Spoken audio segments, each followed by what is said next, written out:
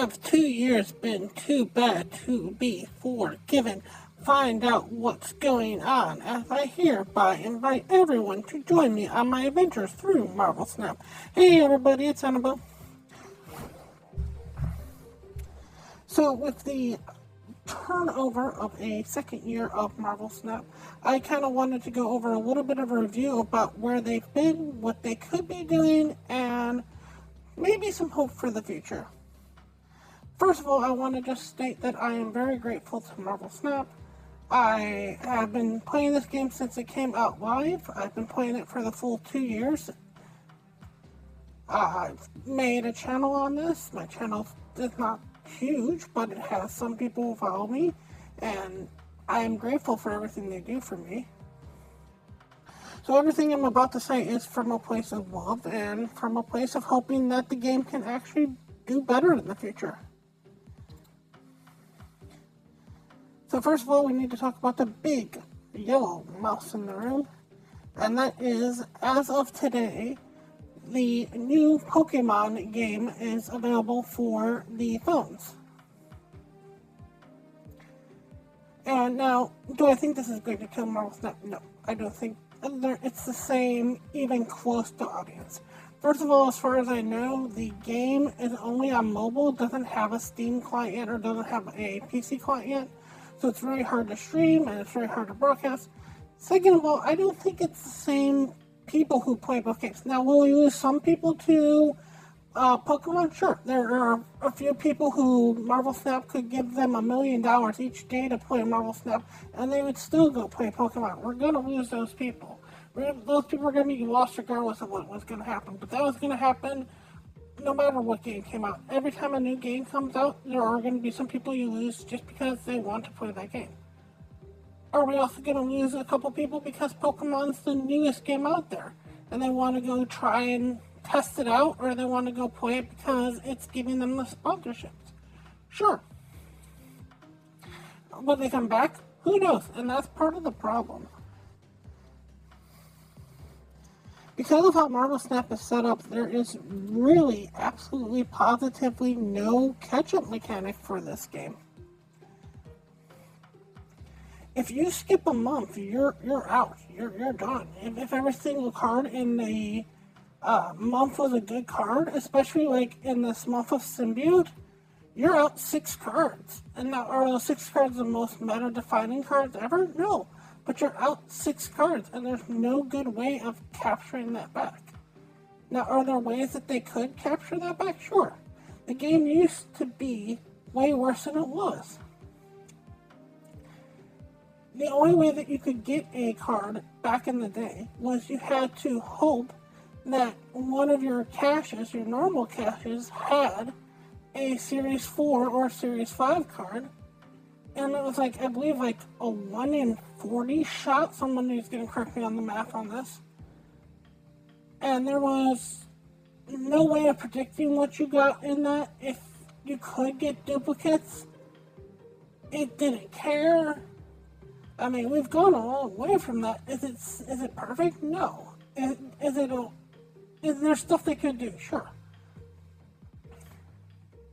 One of the things that they could do in the game is have dynamic spotlight caches. So in this particular spotlight cache, just for example,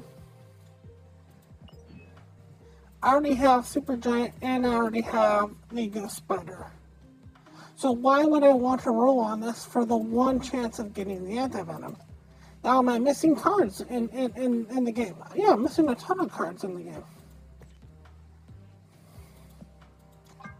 Now, what they could do just beyond that is they could make it so my shop was a little bit more dynamic.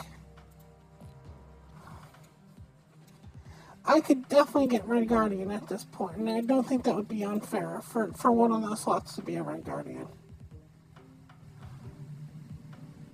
I don't think that's impossible. I don't think that breaks the game. Because there are so many things out there at this point where it just starts fading. Now, I'm not missing the most cards in the world, I'll grant you that, but I'm still missing a good hunk here. The fact that I don't have,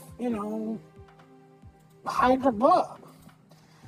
I'd roll on the cash if one of those other ones was Hydra Bob, even if it was just the slot out for like Super Giant. I get Hydra Bob because I already have Super Giant. That way, if I do want the variant, I have to roll through what I have. That can actually make them more money, not less. Now, there have been some things that they've done good recently. One of the things that I will praise them for time and time again is what they did with Agony. Agony was super easy to get. She was super fun to get. Everybody had a chance to get her. There was no real barrier to getting her. Some people did spend some gold on her. I think I spent 300 just because I was like off and I wanted her quicker rather than waiting that extra 8 hours. Is she the greatest card in the world? No, but it was a free card. And this was something they could have charged real money for. The fact that they're starting to make these leaps into having cards that people can just have without really dedicating their lives to them for a card is decently good. It's also nice to know that now that she's done with her trick, she's going straight to Series 4. Now, should she have gone straight to Series 3? Who knows? Now, is it all sunshines and lollipops? No. First thing that we gotta talk about is a card like Agent Venom. And the fact that this game is basically dedicated by the fact that right now, as the game exists, there is no rotation. So the only way that you can make cards better is with Power Creep. If you look at Agent Venom as a 2/4 that sets your deck to 4, and then you look at something like Okoye. Okoye is not even a 2/4 to even try to match that, even on straight power to power string. I honestly think that Okoye at this particular point could easily do +2 power. And part of the reason they say that they won't do it is because it would wreck the new player experience. You don't spend that long in the new player experience. You really don't. I'm sorry. And her going from +1 to +2 would show you how good of a card she is. I don't even remember if you ever play Okoye in the new player experience. I think you play her for like 22 seconds and then you're done. Now, the other problem that we're starting to run into as the game progresses is cards like Symbiote Spider-Man. Now, it's not just because this is Symbiote Spider-Man. I'm not going to go and do every spider that exists, but a lot of these are just examples of what's going on in the game. Part of the problem with Symbiote Spider-Man is technically Symbiote Spider-Man doesn't exist. There's actually no minion in Marvel Universe known as Symbiote Spider-Man. The Symbiote Spider-Man is basically an event that happened to Spider-Man. It's when Spider-Man was merged with the symbiote, which technically means that this card is just Venom. This is Symbiote Spider-Man. That's what Venom became. It broke off of Spider-Man and became Venom. That's what the Symbiote Spider-Man did.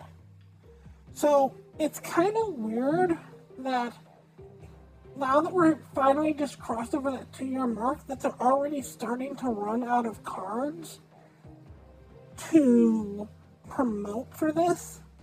And characters that are new and unique and interesting. Now, I don't want every single character to come out to be some weird, super avant-garde character that you've never heard of before. And you're like, who is this character? But there are a lot of characters in Marvel Snap. And one of my concerns is that in the next year, we're going to get cards like Spider-Man B. If they try to do a new Into the Spider-Verse, they do Noir Spider-Man. And it's just like, okay, at what point are you just making a character so you can sell a card? And at what point are you having a new interesting character?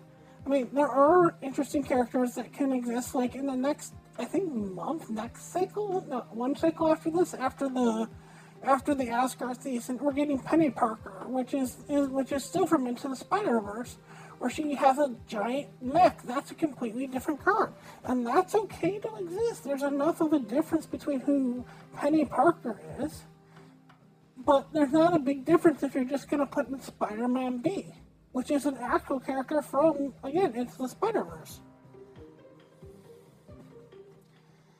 Again, also talking about Parker, at a certain point, White Queen used to be an actual card you played. A 4/6 that got you a card was a decently good enough drop that you didn't care what you got. You're just playing the 4/6. At this point, White Queen's not going to see play at any point unless they actually go and make her card cost 0. If the cards you got from your opponent cost 0, then maybe White Queen will see play. But other than that, she's not. Another thing that we've got to talk about is just how hard it is to become Series 3 complete, and how many useless cards there are in Series 3. One of the cards that you get in Series 3 is Thor. And Thor is actually good in the beginning game. But because you don't get him until Series 3, I had an experience where I didn't get Thor until super late in the game. I already had some other cards. I had already gone infinite before I got Thor. Why would I care about Thor when I've already gone infinite? The fact is that at this current moment, it takes almost 9 months to go Series 3 complete from start to finish. 9 months is 8 months too long, I'm sorry.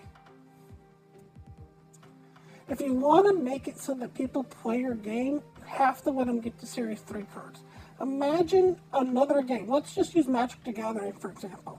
Imagine having to play Magic the Gathering, and for 8 months you're not allowed to play blue. For some reason, Magic the Gathering doesn't give you a single island for 8 months. And then you finally get your island on month 9. That doesn't make you win the game. That doesn't make you the master of Magic. It just allows you to play some stuff. If the game after you hit Series 3 gave you even 3% of the cards each day of just the Series 3s that you're missing, it would still take 3 to 4 days to get complete, and I think that's fair. And I think they need to look at that new player experience. It's really hard for me to convince somebody to start this game, to play this game, to be in this game, when I say, oh yeah, if you want to be in here, you better dedicate the next 9 months to coming out and playing every day just to have a deck so you can play any Series 3 in here. Or you better throw down a ton of cash. Now, is it all doom and gloom? Not really. There are some good stuff that's still coming around. Like the fact of the character mastery. The fact is that very soon we're going to get character mastery, and I'm very happy about that because I have a ton of Agathas that I like, and I'd like to have the character mastery be there so I can get rewarded for having those Agathas.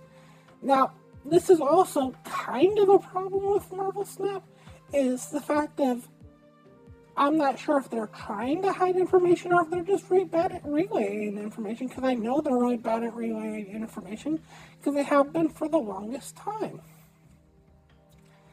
I have no idea what the character mastery is going to look like. I don't know if it's just you have to split a card X amount of times to get to the top of character mastery. I don't know if there is a top to each character mastery. There's a part of me that kind of hopes there is so you can be done with certain characters. There's a part of me that hopes there isn't, so you can keep splitting the cards that you like. There's a part of me that hopes it is just split the card as many times as you like, so if you want to, you don't have to jump through some weird hoop. Because the weird thing, there's something I would hate, is if I have played Agatha for the longest time, and there's some weird little quest in Agatha where you have to have like 3 Agathas on the board in order to get past level 27, and that's what really stops you from showing off the fact that you do play her a ton.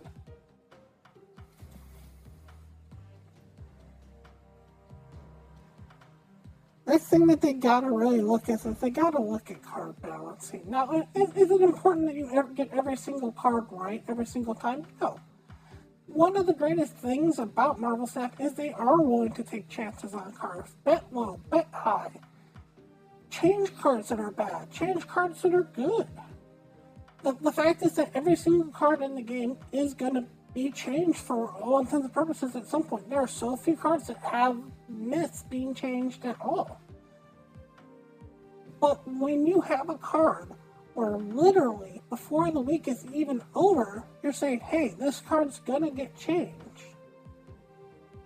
You didn't bring out that card at the right slot. And now, is there something nice about saying, yeah, we know we didn't bring it out at the right slot. We want to let you know so you can pick up the card before time runs out.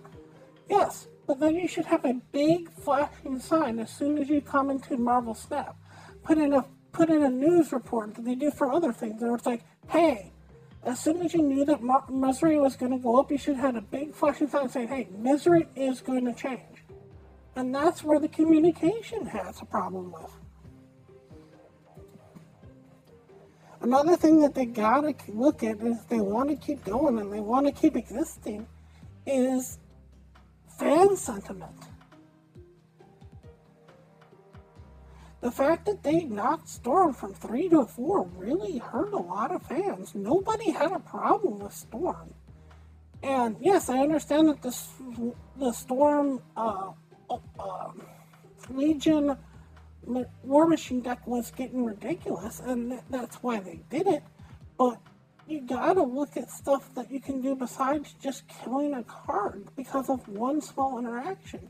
If you want to change Storm so that doesn't happen, stop letting the location be actually turned until you can't play their next turn. Have it be on the Storm. Make Storm get the Professor X ability. Give Storm Professor X's ability. Next turn, cards can't be played here. And change the location to flooding and then flooding. And just have it be flooding and then flooding. Where it's like, hey, next turn you're not going to be able to play here, and then you're not able to play here. So even if you play a magic on here, the Storm would keep you out. The Storm is pushing you out, keeping you out, but it's just wrecking the location. So that way, Legion wouldn't work on it. There, I made it so it works now. You know, it's possible to fix cards without destroying them. The last thing I want to talk about, because I don't want this to all be doom and gloom, is the fact of they need to watch what they're doing. In the next, I think it's after Thor, they're going to do the Rivals. And one of the cards that they are going to do in Rivals is going to be the card of Bruce Banner. Now, Bruce Banner, most likely, I don't have any information on. I'm just going off of what I think it's going to do. It's going to be some kind of like Bucky-like card. Or maybe you have to waste energy or it gains energy, and then when it gets enough energy, it turns into a Hulk, or if not, the Hulk. And yes, I understand that Bruce Banner is a completely different card than the Hulk. They are two completely different cards, and I think a lot of people forget that Bruce Banner is actually a super genius, and everybody just thinks of the Hulk as a dumb brute, which is fine. They're supposed to be a yin and yang, Dr. Jekyll, Mr. Hyde kind of thing. But I am worried that we will have a season where it's going to be Tony Stark and Peter Parker and Matt Murdock, and that's going to be the season, and it's just going to be like, okay. And then the next season, we're going to have Silver Age Spider-Man, and we're going to have Bronze Age Spider-Man, and we're going to have Gold Age Spider-Man, and it's like, you don't need cards like that. Yes, they're interesting if you can make them interesting. But you don't want a deck to have 6 Hulks in it. 7 Hulks in it. Especially in game like Marvel Snap, where one card can make a difference. Now, is there ways around that? Sure. They can do stuff. There are some characters who don't exist yet. Like, we don't have Pyro. Pyro is huge in the Marvel Universe. Toad is huge in the Marvel Universe. There are some still big hitters out there. And there are things that they could do where, in the future, instead of this being the Hulk, this becomes like Silver Age Hulk or a Bronze Age Hulk or a Golden Age Hulk. And then you do release the Hulk again. Now, it seems like the same thing, but it's like, that's part of doing a rotation, where it's like, if you have the Hulk, you would get the Hulk again. You wouldn't have to buy the Hulk, but now it's a new rotation. Now, I'm not sure how that would work. I'm not sure if that would just lose the money, but that would be a way where it's like, in the beginning, you have this Hulk, but down the road, they could release a new Hulk. And eventually, this Hulk isn't allowed to be played because it's not important anymore. But that's called rotation. You know, again, going back to Magic the Gathering, which is one of the things that exists, you're allowed to bring out Land of the War Elf again because you know it's a staple card. But if you don't allow rotation into this game, theoretically, you're never allowed to bring out the Hulk again. You can bring out Grey Hulk. You can bring out Hulk 2033 or something like that. But it's not Hulk. And to burn that bridge is kind of a noble task for Second Hitter to do. And it's kind of a weird task for them to do. Now, I am proud that they are finally bringing out new boards. I am proud of the fact that they are listening to the community. A lot of stuff that the community has said, they have done. They have been pretty good about finding fires, fixing fires, and moving on.